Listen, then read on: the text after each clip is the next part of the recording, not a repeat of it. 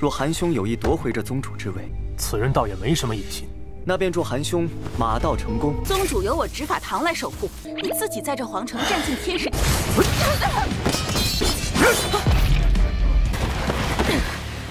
但只要你们还是寻龙宗的人，说得好，宗主，我的真心，而是为了寻龙宗，请你妥协一点。 Halo guys, balik lagi bersama Mimin from Zero.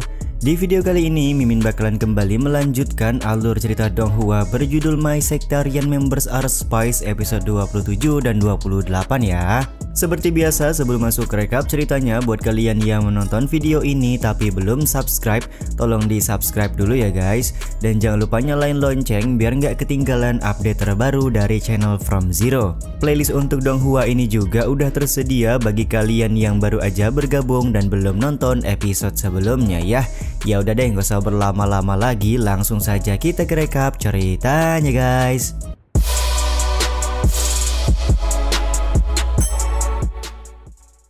Episode kali ini diawali dengan kedatangan dari ketua kanselir kerajaan api agung bernama Qiu Hai ke kediaman Jenderal Utara. Bersama dengan satu orang pengawalnya, Qiu Hai langsung membunuh Zhao Hao yang sedari awal sudah membuat keributan. Qiu Hai juga langsung nyamperin Chening karena dia ingin mengundang Chening untuk mengobrol sebentar. Akan tetapi Chening menolak karena Bang MC sangat tidak suka basa-basi. Dia kemudian meresmikan tempat tinggal Jenderal Utara sebagai wilayah kekuasaan dari Sekte Sunlong. Chening juga menjadikan Ling Er sebagai tuan rumah yang menjaga kediaman Jenderal Utara, tapi bukannya senang, Ling Er malah menolak untuk menjadi tuan rumah karena dia lebih senang mengikuti Chening kemanapun Bang MC pergi. Mau tidak mau, Toseng sebagai kakek yang sayang kepada cucunya langsung menyambung pembicaraan dengan berkata kalau Ling Er setuju untuk menjadi tuan rumah di kediaman Jenderal Utara.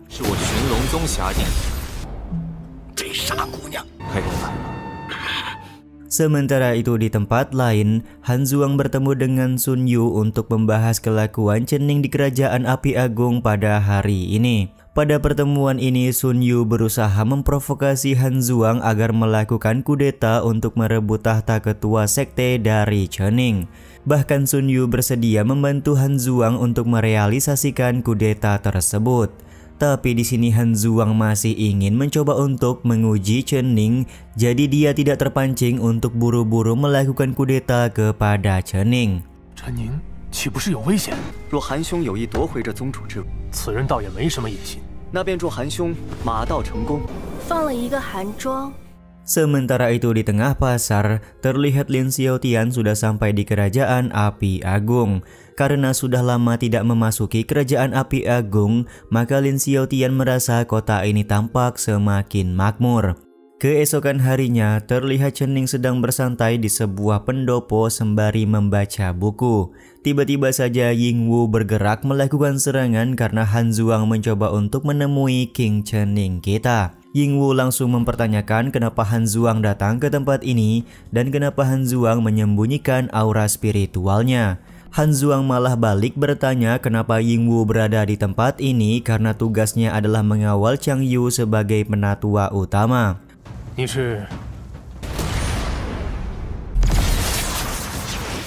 Beberapa saat kemudian datang dua orang wanita yang merupakan pengawal dari Xiaomei. Mereka berdua juga mendapatkan perintah dari Xiaomei untuk menjaga keamanan Chening selama dia berada di Kerajaan Api Agung. Terjadi perdebatan antara dua orang pengawal Xiaomei dan juga Yingwu karena mereka memperebutkan untuk menjadi pelindung ketua sekte. Akan tetapi terlihat Han Zhuang langsung melakukan serangan karena dia merasa terganggu dengan kehadiran wanita-wanita ini. 宗主由我执法堂来守护。 Setelah mendapatkan serangan dari Han Zhuang, Yingwu dan pengawal Xiaomei sepakat untuk bekerja sama terlebih dahulu untuk mengusir Han Zhuang dari tempat ini.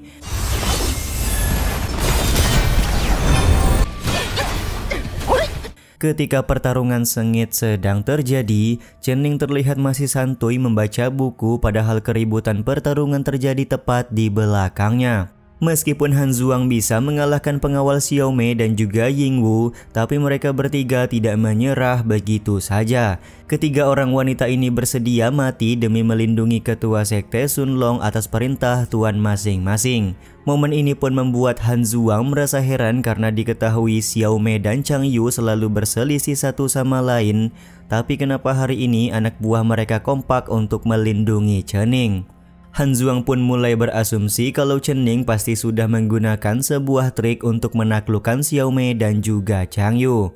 Karena Xiao Mei dan Chang Yu masih anggota dari sekte Sun Long, maka Han Zhuang tidak akan menggunakan pedangnya untuk membunuh 3 orang wanita di hadapannya. Tak lama kemudian Chen Ning datang ke lokasi sembari memberikan pujian kepada tekad Han Zhuang yang selalu ingin menjadi pelindung sekte Sun Long.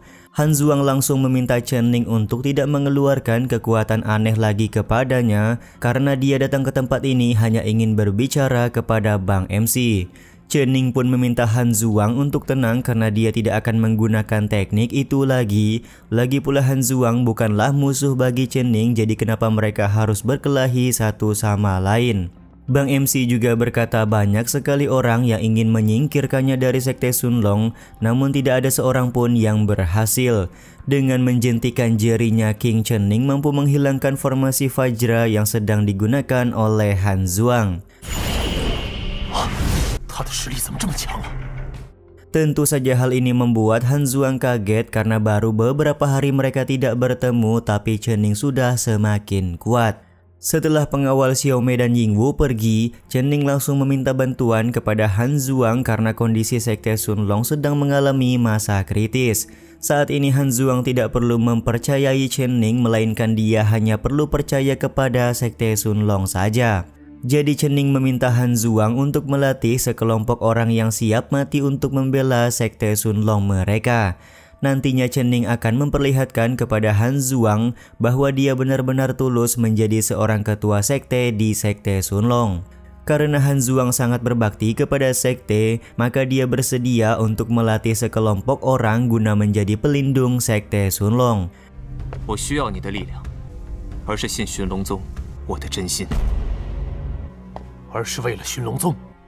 Sementara itu di tempat lain, Lin Xiaotian tampak memasuki sebuah gerbang yang menjadi tempat tinggal bagi kanselir Kerajaan Api Agung. Situasi ini diketahui oleh Hua Mei yang kebetulan sedang mengawasi lokasi yang sama.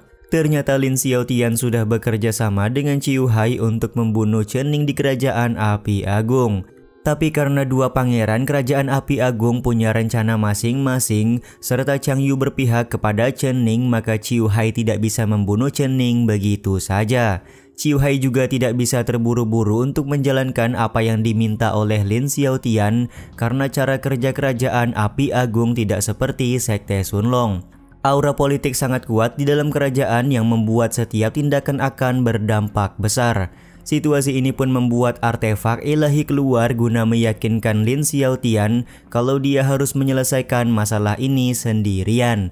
Momen ini pun membuat Lin Xiaotian langsung menggunakan cara kekerasan untuk membunuh Ciu Hai dan satu orang pengawalnya.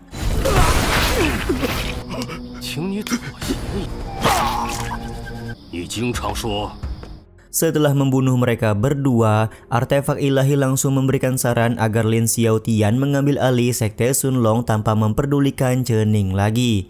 Tiba-tiba saja datang seorang bertopeng yang mengincar artefak ilahi milik Lin Xiaotian. Benar saja hanya dengan satu kali serangan, pria bertopeng ini mampu mengalahkan Lin Xiaotian, tapi tiba-tiba saja datang Hua Mei yang menyelamatkan Lin Xiaotian setelah pria bertopeng hendak melakukan serangan terakhir. Pria bertopeng ini juga enggan mengejar Hua Mei karena yang terpenting pada saat ini dia sudah berhasil mendapatkan artefak ilahi.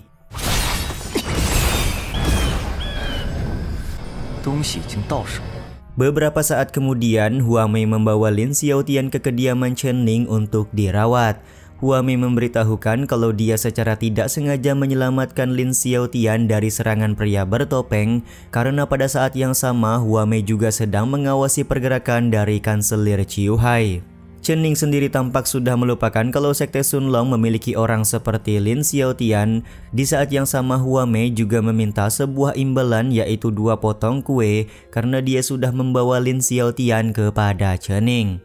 Setelah Hua Mei pergi, Chen Ning langsung menganalisa dan menemukan jejak sistem yang berada di tubuh Lin Xiaotian. Untuk mengetahui sistem apa yang berada di dalam tubuh Lin Xiaotian, Bang MC kemudian menggunakan kesadaran sistemnya untuk masuk ke dalam tubuh dari Lin Xiaotian.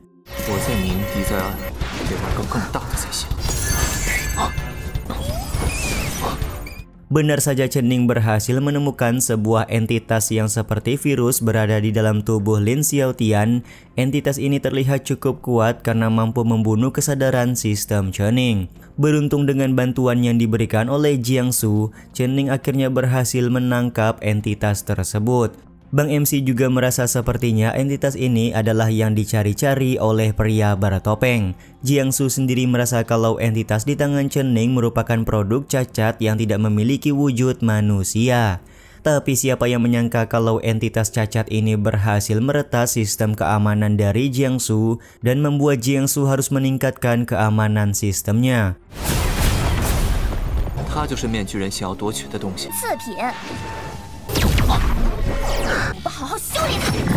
Beberapa saat kemudian Lin Xiaotian sudah sadarkan dari pingsannya. Beliau langsung berteriak-teriak menyebut kalau jiwa ilahinya sudah hilang diambil pria bertopeng. Sampai saat ini Lin Xiaotian belum sadar kalau entitas yang dia sebut sebagai jiwa ilahi merupakan artefak ilahi. Chen Ning pun langsung bertanya apakah Lin Xiaotian mengetahui ciri-ciri dari pria bertopeng yang menyerangnya barusan. Lin Xiaotian menjelaskan kalau pria bertopeng tersebut memiliki aura yang begitu kuat dan hampir tidak bisa terdeteksi olehnya. Meskipun pria bertopeng tersebut tidak memperlihatkan wajahnya, tapi Lin Xiaotian yakin kalau dia merupakan pria yang tampan. Penjelasan ini tentu saja membuat Chen Ning heran karena jiwa ilahi Lin Xiaotian masih ada, tapi kenapa akal sehatnya malah menghilang? Karena masih harus menunggu Jiangsu selesai menganalisa entitas yang dia dapatkan, maka Chen Ning hanya meminta Lin Xiaotian beristirahat malam ini. Mendapati kalau dirinya tidak mendapatkan hukuman tentu saja membuat Lin Xiaotian terheran-heran, padahal selama ini dia selalu merencanakan sesuatu yang jahat kepada Chen Ning, tapi kenapa Chen Ning malah memberikan ampunan? Karena momen ini pula Lin Xiaotian pada akhirnya bersumpah setia akan mengabdi sepenuhnya kepada Chen Ning. Dia akan menggunakan seluruh kemampuannya untuk membantu apapun yang dilakukan oleh ketua Sekte Sunlong.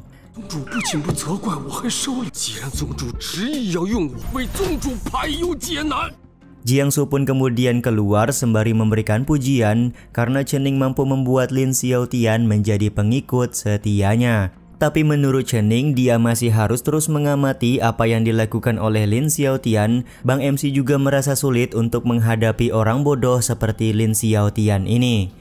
Keesokan harinya, Chen Ning mendapatkan undangan dari Kaisar untuk menghadiri jamuan makan. Terlihat Chen Ning dan Jiangsu merasa heran karena mereka baru saja membunuh Jenderal Utara, tapi kenapa Kaisar malah memberikan undangan seperti ini? Chen Ning pun sejenak terdiam karena dia merasa kalau ada entitas sistem lain yang sedang berada di ibu kota kerajaan Api Agung.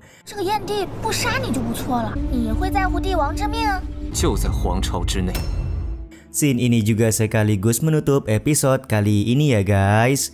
Ya udah deh, sampai di sini dulu aja video kali ini. Mohon maaf jika masih banyak kekurangan dan kesalahan dalam penyampaian kata-kata ya. Terima kasih untuk kalian yang udah pada nonton dan jangan lupa subscribe serta nyalain loncengnya ya guys. Mimin selaku penulis narasi, tukang voice over dan tukang edit video pamit undur diri. Salam hangat, see you in the next video. Bye bye guys, see you next week.